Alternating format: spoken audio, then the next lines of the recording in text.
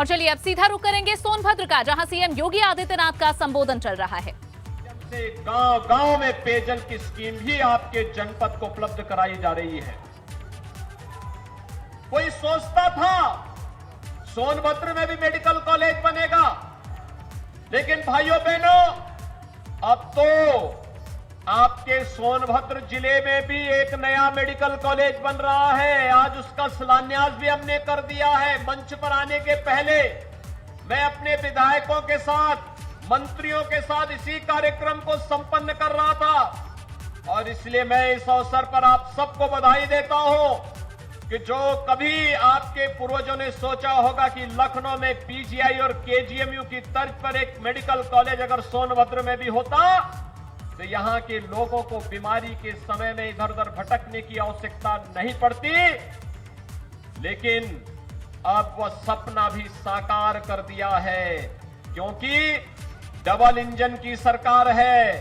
मोदी जी प्रधानमंत्री है, उनका आशीर्वाद और अनुकंपा मिलती है और प्रदेश सरकार जब सहयोगी बनती है, दोनों एक पार्टी और एक विचारधारा की सरकार जब साथ कार्य करती है, तो डबल इंजन की सरकार डबल कार्य और कई गुना कार्य की सौगात भी जनता को देती है।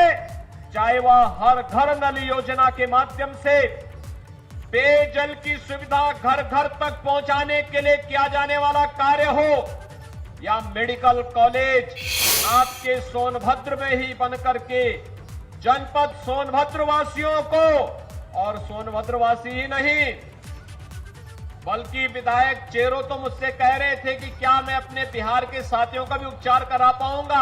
मैंने कहा नहीं, जिनको भी आप लाना चाहेंगे, आप चाहें तो नेपाल से भी उपचार कराने के लिए यहां पे लेके आ जाना।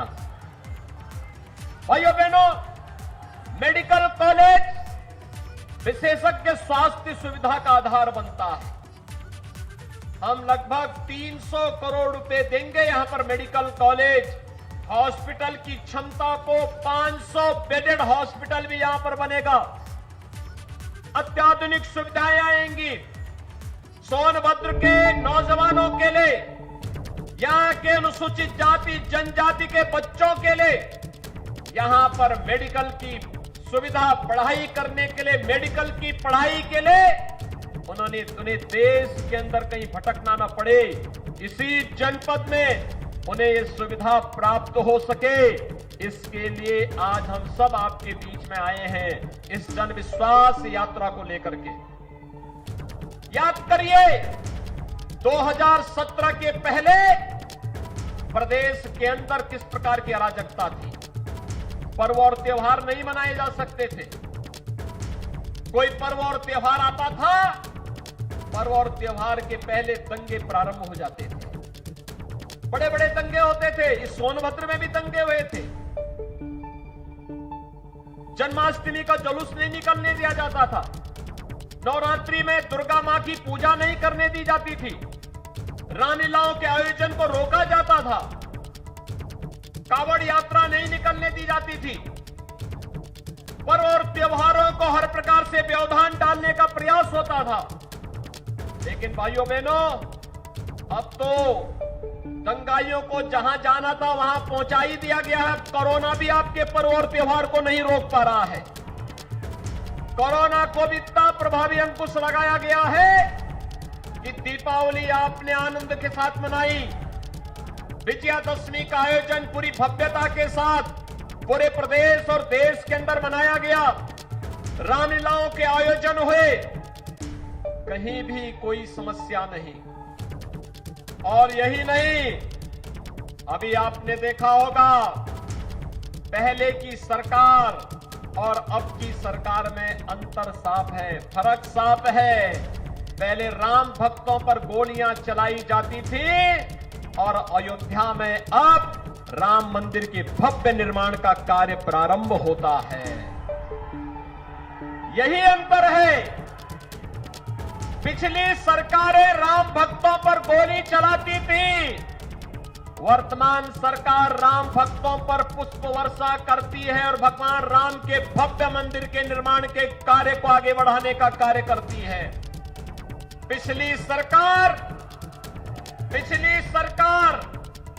कांवड़ यात्रा पे रोक लगाती थी और वर्तमान सरकार प्रधानमंत्री मोदी जी के मार्गदर्शन में काशी विश्वनाथ धाम का भव्य निर्माण कराती है और उससे जुड़े हुए श्रमिकों पर प्रधानमंत्री जी के द्वारा पुष्प वर्षा की जाती है।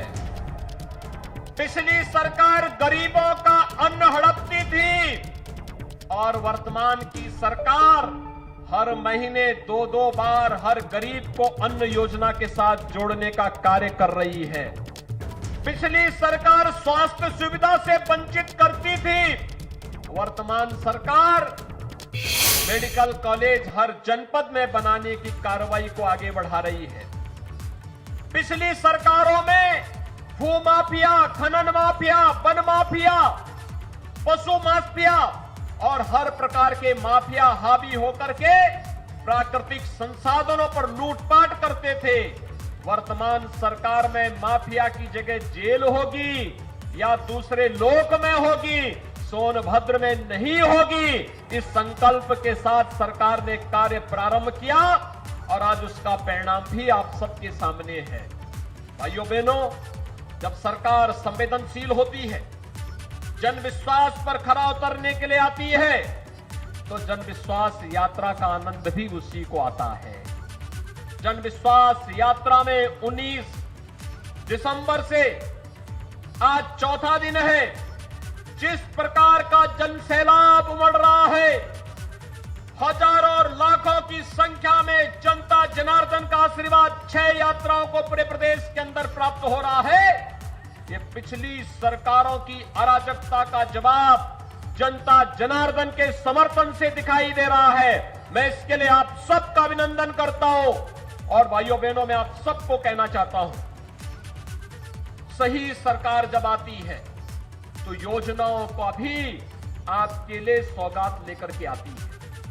आज हर गरीब को मिलने वाली सुविधाएं, किसी भी प्रकार की सुविधाएं, बिजली हो, अच्छी सड़क हो, स्कूल हो, आईटीआई हो, हॉस्पिटल हो, मेडिकल कॉलेज हो, डिग्री कॉलेज हो, इंटर कॉलेज हो या फिर मिलने वाली वे सुविधाएं, चाहे वह अन्न योजना हो, फ्री में टेस्ट की सुविधा हो, फ्री में उपचार की व्यवस्था हो या फिर फ्री वैक्सीन, सबको वैक्सीन की सुविधा। कितने लोगों ने वैक्सीन लगाया है यहां पे? वाह भाई, मैं आप सबका अभिनंदन करता हूं जिन लोगों ने वैक्सीन ले लिया है। और मैं आप सबसे अनुरोध करूंगा, जिन लोगों ने वैक्सीन लगाया है, कोरोना उनका कुछ नहीं बिगाड़ पाएगा। अभी दुनिया के अंदर एक नया जो वायरस आया है, इसका कोरोना का, दुनिया के तमाम देशों को उसने पस्त कर दिया है। अमेरिका को भी, यूरोप के तमाम देशों को, रूस को, चीन को।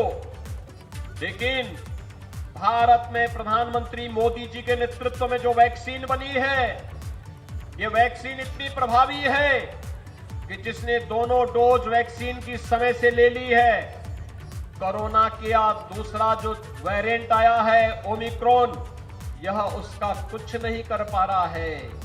उसके सामने कोरोना निष्प्रभावी है। और इसलिए भाइयों बहनों, वैक्सीन जिन्होंने नहीं ली है, दोनों डोज ले ली है, उन्होंने अच्छा किया है। जिन्होंने एक लिया है वे दूसरा डोज भी जरूर ले लें। और जिन लोगों ने अभी नहीं लिया है, उनसे भी मैं कहूंगा कि वे अपने लिए भी, अपने परिवार की सुरक्षा के लिए भी और समाज की सुरक्षा